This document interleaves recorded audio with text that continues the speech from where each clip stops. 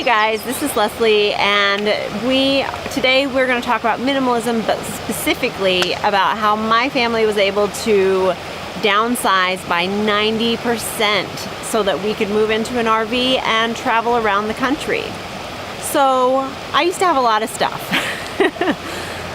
We all had a lot of stuff, and I used to love to watch those shows like Clean Sweep and Hoarders, where you'd watch them come into somebody's house that was filled to the brim with all kinds of stuff, and they'd get rid of all the junk and then leave them with this beautiful house after a couple of days. When I watched those shows, I thought, well, I'm not that bad, so I don't have a problem. And there was this mindset around, what do I want to get rid of? What am I willing to get rid of? What am I able to get rid of? So at that time, I would try to declutter and I would try to get organized. That was the big thing, was to get organized. But there was just too much, and so you aren't really able to organize stuff when you have too much of it.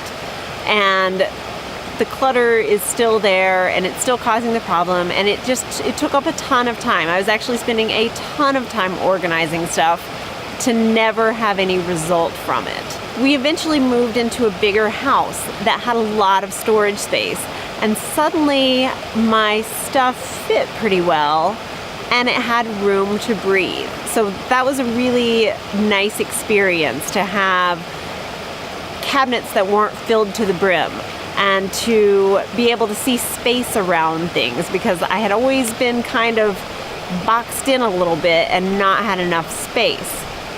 So just the feeling of the space was great. At some point in time, I heard about minimalism. I don't know when the first time I heard of minimalism was or what brought it about, but it kind of changed, it changed the focus a little bit. So instead of looking for what can I get rid of, I looked at what do I really want to keep. And I started going through our house and decluttering again. So again, more time spent on decluttering, which is fine. We had a road to go on, and we eventually got there, so it's all good. But I spent a lot more time decluttering stuff, and had a big yard sale, got rid of a ton more stuff. However, we still had a lot of stuff. I am the daughter of a crafter, and I was an art major, and my partner is an artist, and I have two little girls that love crafts. So we had a ton of potential projects, tons of them. And I also had a full-time job. I had aspirations to start my own business, and a lot of other things I wanted to do. So I had to, at some point, really look at these projects and say, I am never going to do them. I am never going to get through with all this stuff. I have way too many projects that I'm never going to do. So we had to start cutting them back. And it was a slow process, you know. Cut some back here and then relook at it and realize, guess what? I still am never going to get to all these projects. So cut back some more. At this point, I found out about the book by Marie Kondo, The Life-Changing Magic of Tidying Up. And a lot of people have read this. There's a ton of YouTube videos about it. A lot of people are following suit, and I did as well, because it was a really good book that gave a little bit of a new perspective on things. And her idea is that you should love every item that you have, that every item you have should spark joy in your life. So I began going through my stuff again, and does this spark joy? Now, I did not follow Marie Kondo to the letter. I didn't do everything the way she said it, but it gave me something else to be thinking in my mind as I tried to declutter the stuff that we had. I began with one cabinet, one shelf. I would come home, and after my kids were in bed, I would just do one little area. And so went through the whole house like that, got rid of a bunch more stuff. Then I heard about something else called a capsule wardrobe. And I had never heard of that before, so I looked into that. There's a ton of stuff about that as well, and I will be making some videos about doing a capsule wardrobe myself. Basically, what a capsule wardrobe is having a small number of clothing that all mixes and matches together, all pieces that you really like and that look good on you and you feel good in, so that you can pretty much make an outfit out of anything, and you have a whole lot of different choices, but you actually have very few pieces of clothing. Some people put rules on this, some people put numbers on it. You can make up your own rules. It's your life. They have something called Project 33, where they do 33 items of clothing for a season. I had a ton of clothes, and most of the clothes I had were actually given to me, not stuff I went out and chose myself that I wanted. So I didn't even have a wardrobe that I loved, and it was massive, way, way, way too big. So I started going through that and picking out the stuff that I felt like I could get rid of. Picked out the stuff that was my favorite, and then got rid of a lot of excess. I actually got rid of like bags and bags of clothes. When I think back to it, I can't even believe how many clothes that I did have, especially because I didn't really care about them that much. I didn't really like them that much. So that was the next step in my evolution. Now, I didn't go right into the capsule wardrobe, but it was a start. It was just working again toward getting rid of more stuff. Then we had some tragedy. We actually had a flood in our house, so water was up 3 or 4 inches up to the top of the baseboards. There were many people who had it way worse than we did, and we actually didn't lose a lot of stuff in the flood. We spent the time that our house was being flooded running everything upstairs, where it would stay for like the next month while we figured out what was going on. We managed to get into another place to live with all of our stuff, but in the flood we had also lost a business. So then we had all the business stuff at our house, and we had all of our stuff at our house, and it was packed in a sporadic manner. We had no time to get out. It was definitely an emergency, unusual situation.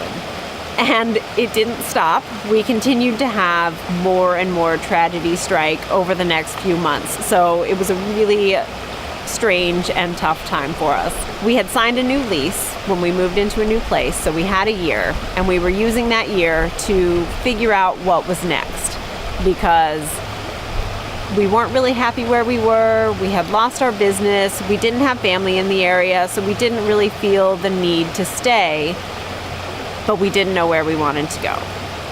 So we spent a lot of months just trying to get by and just trying to get our feet underneath us. And eventually we decided that we would sell as much as we could, sell all of our stuff, and get an RV, and then head off to the opposite coast to work with a friend. The thought, we had talked about it before, about just moving to the opposite coast, but the thought of moving all of our belongings and us all the way across the country was completely overwhelming to me, and I was not interested. But when we started talking about getting rid of everything and just being able to go with what we had with us, that felt a lot freer and a lot more doable. So now we started the real deal of decluttering and minimizing. And this was much more than decluttering. This was a full-on downsizing. We had, despite all the decluttering we had done, we still had a ton of stuff that we had to get rid of. So we began going through every single thing that we had, because we were basically getting it down to fit in a 30-foot fifth wheel. And that's what we ended up with. It was a 30-foot fifth wheel to travel in. And we had to get a 2,500 square foot house with a completely full garage down to fit inside of that. And we did.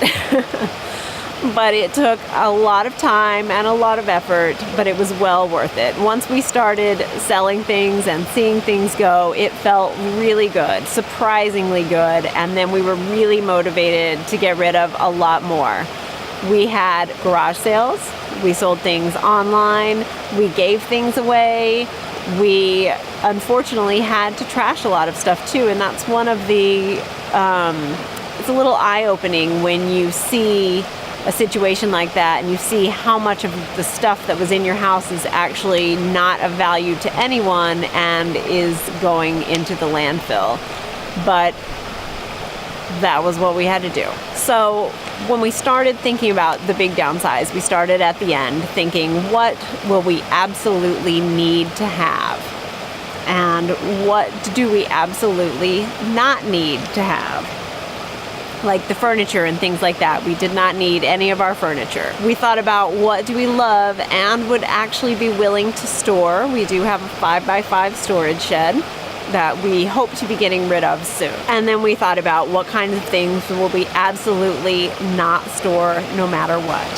So we had to take many sweeps through things. I'm a book lover and used to work in a bookstore, so I had about 6 bookshelves full of books, and that was probably one of the most challenging things. When we would pack up and move, we would be moving 20 or 30 boxes of books.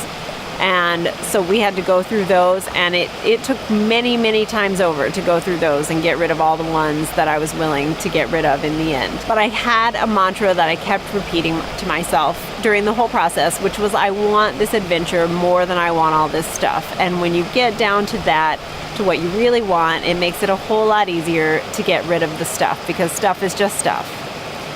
Family and experiences are worth way more than a lot of the stuff in your house. So as you begin to get rid of the stuff and start to feel the space around you opening up, you start to feel a freedom that you didn't have when you were drowning in all that stuff before.